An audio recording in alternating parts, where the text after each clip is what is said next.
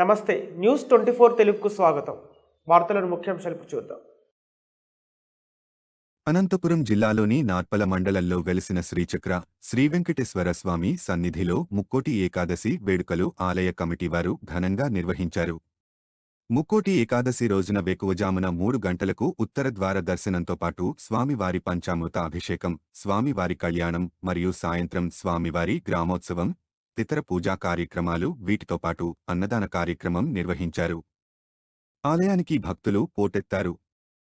స్వామివారి కళ్యాణోత్సవంను కనులవిందుగా పండితులు శ్రీ మాడుగుల రఘునాథ శర్మ నిర్వహించగా ఈ కళ్యాణాన్ని చూసేందుకు భక్తులు పలు గ్రామాల నుంచి వచ్చారు.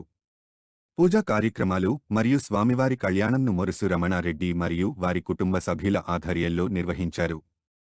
స్వామివారికి పట్టు వస్త్రాలను డాక్టర్ శ్రీకాంత్ రెడ్డి సమర్పించగా గూడపరెడ్డి వెంకట శివారెడ్డి వారి కుటుంబ సభ్యులు అన్నదాన కార్యక్రమం నిర్వహించారు. అలాగే విద్యుత్ దీపాలంకరణ పార్నపల్లి సీన అలియాస్ అంగడి సీన ఆలయానికి ముస్తాబు చేశారు.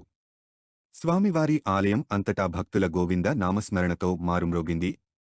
పూజా కార్యక్రమాలు అన్ని ఆలయ కమిటీ సభ్యులు గవ్వల సుబ్బయ్య, పండిట్ శ్రీ మాడుగుల రఘునాథ శర్మ మరియు ఆలయ సేవకులు రాంబాబు, శ్రీనాథ్, లక్ష్మీనారాయణ, గంగరాజు, రామకృష్ణ తదితరుల ఆధ్వర్యంలో జరిగాయి.